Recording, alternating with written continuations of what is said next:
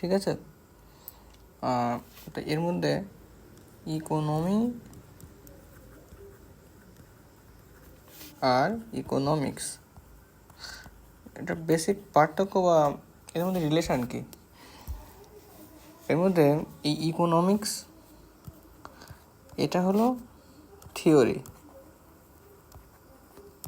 এটাকে আমরা বলছি থিওরি।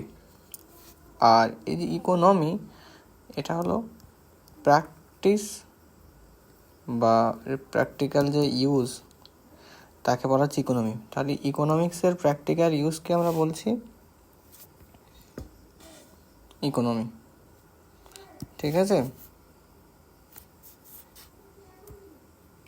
দেখো তারপরের ক্ষেত্রে আর একটা জিনিসে যাই আমরা, কিছু পয়েন্ট বলছি, এগুলো সাধারণত পরীক্ষার ক্ষেত্রে খুবই আসে, যে দ্য ওয়েলথ অফ নেশন, বইটি কার লেখা? লেখা অ্যাডাম স্মিথের। ঠিক আছে, লেখা হয়েছিল 1776 খ্রিস্টাব্দে। ব্যাস, যেটুকুনি বলছি এগুলো খুব গুরুত্বপূর্ণ জায়গা, এগুলো মনে রাখার প্রয়োজন আছে, পরীক্ষার ক্ষেত্রে বারবার আসে। এবার আমি কিছু আগে প্রথম ক্লাসে ধারণা দিয়েছিলাম যে ইকোনমির কিছু কিছু ভাগ আছে। এখানে আমি ইকোনমিকে আর একটু অন্যভাবে ভাগ করছি। আমাদের বারবার মনে রাখতে হবে যে ইকোনমি কিন্তু বোঝার বিষয়, মুখস্থ করার কোনো বিষয় না। এখানে যত বুঝতে পারবো বিষয়টা তত সহজভাবে ঢুকবে। তো চলো ক্লাসে এসে, এখানে বলছি যে ইকোনমিকে আমি 3টে ভাগে আবার ভাগ করছি। এক হলো ক্যাপিটালিস্টিক,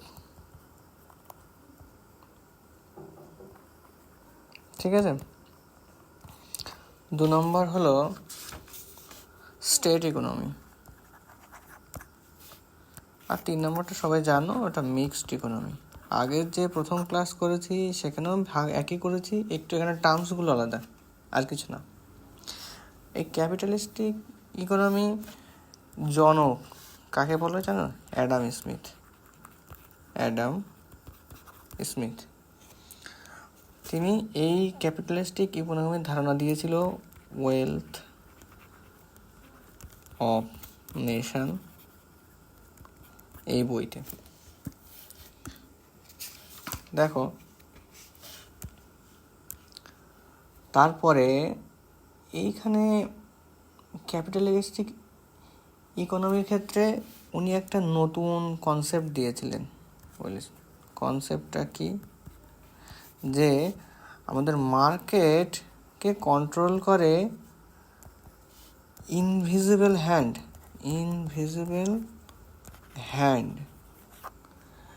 এই যে ইনভিজিবল হ্যান্ড, কার হ্যান্ড? এটা অদৃশ্য হাত, কার? অফ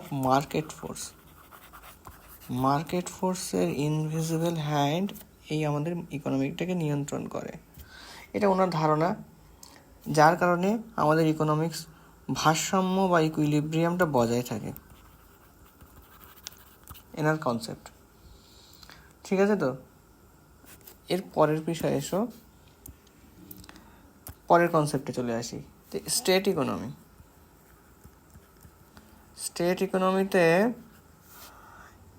এরা এই যে ধারণাটা দিয়েছিল বিখ্যাত ব্যক্তি কার্ল মার্কস। এটা সেই একই ব্যাপার। এখানে স্টেট ইকোনমিতে গভর্নমেন্ট কন্ট্রোল হবে, গভর্নমেন্ট সব কিছু কন্ট্রোল করবে। এখানে লিবার্টি সাধারণত প্রাইভেট অর্গানাইজেশন যারা আছে, প্রাইভেটদের লিবার্টি নেই, সম্পূর্ণ গভর্নমেন্ট কন্ট্রোল। আর আগের যেটা বললাম যে আমরা এই ক্যাপিটালিস্টিকের ক্ষেত্রে কিন্তু প্রাইভেট অর্গানাইজেশনরাই সমস্ত কিছু নিয়ন্ত্রণ করবে, সেখানে গভর্নমেন্ট নিয়ন্ত্রণ করবে না। ঠিক আছে, স্টেট ইকোনমি সাধারণত প্রথম এই স্টেট ইকোনমির ব্যবহার বা প্রয়োগ শুরু হয় রাশিয়াতে। State economy. তখন রাশিয়ার নাম ছিল ইউএসএসআর। ঠিক আছে, সেই সময় বলশেভিক রেভলিউশন, অনেক কিছু ব্যাপার আছে, এইগুলো এতগুলো ভিতরে ঢোকার প্রয়োজন নেই। বলশেভিক রেভলিউশন ছিল, সেই কারণে এই ইকোনমির ধারণা জন্মায়। সমাজে সমাজতান্ত্রিক পুঁজিবাদ হাঁটাতে হবে, সাম্য অবস্থা নিয়ে আসতে হবে, কমিউনিজম আছে, এর মধ্যে অনেক কিছু ব্যাপার আছে স্টেট ইকোনমির মধ্যে।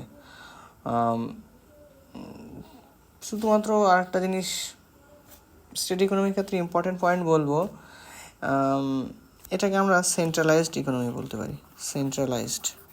সেন্ট্রালাইজড ইকোনমি নামেও বলা হয় স্টেট ইকোনমিকে। চলো, নেক্সট পয়েন্ট হলো সবথেকে জনপ্রিয় পদ্ধতি, যে মিক্সড ইকোনমি। ম্যাক্সিমাম দেশে যেটা চলে এখন। মিক্সড ইকোনমি কি বলছে? এইটার ধারণা প্রথম প্রবর্তন করে কে? জন মেনার্ড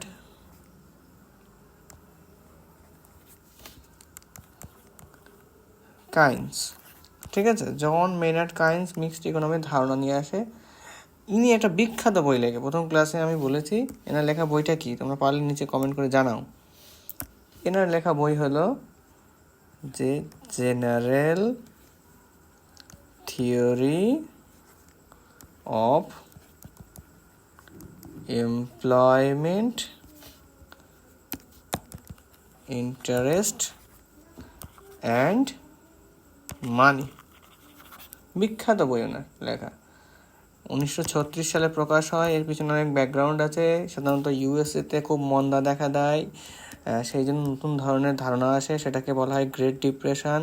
এগুলো এত ডিটেলস যাওয়ার প্রয়োজন নেই এক্ষুনি। গ্রেট ডিপ্রেশন থেকে ওয়েস্টার্ন ইউরোপে অনেকগুলো ইকোনমিক পরিবর্তন আসে, সেই পরিবর্তনের হাওয়ায় ইনি সর্বপ্রথম এই ধারণার অবতারণা করেন। ব্যাস, এইটুকু মনে রাখলেই চলবে।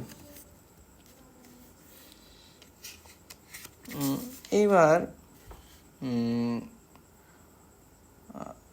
ইন্ডিয়ার ক্ষেত্রে এখন আমরা ঢুকবো না, এখন আমরা আর একটু ভিতরে বেসিক কনসেপ্টগুলোকে জেনে নেব, তারপরে একটা চ্যাপ্টার অনুযায়ী আমরা ঢুকবো। আচ্ছা, এই যে আমরা সাধারণত ইকোনমির ক্ষেত্রে পড়ছি, ইকোনমির ক্ষেত্রে আরেকটা জিনিস আমরা তোমাকে জানিয়ে রাখি, যে ওয়াশিংটন সেন্সাস এইটা কি জিনিস। ওয়াশিংটন সেন্সাস এটা সর্বপ্রথম এই টার্মটা প্রচলন করে জন উইলিয়ামসন। ঠিক আছে, তো এইখানে কিছুই না, এটা একটা ইকোনমিক পলিসি। সেখানে একটা সেট অফ রিফর্মসের, মানে একগুচ্ছ নিয়ম ইকোনমিক রিফর্মসের জন্য চালু করা হয়। তার 10টা প্রপোজিশন ছিল, সেই প্রপোজিশনগুলো না জানলেও চলবে। ফিসকাল ডিসিপ্লিন আর ইত্যাদি অনেকগুলো বিষয়, এই সমস্ত বিষয়গুলো ওয়াশিংটন সেন্সাসের অন্তর্ভুক্ত। সাধারণত এইখানে আমরা খুব একটা ইম্পর্টেন্স দেবো না, কারণ এটা প্রশ্ন আসতে পারে খুব কম। ঠিক আছে, তো সেক্টর অফ ইকোনমি বলা হয়েছে, আমরা সেক্টর অফ আগের ক্লাসে করে নিয়েছি।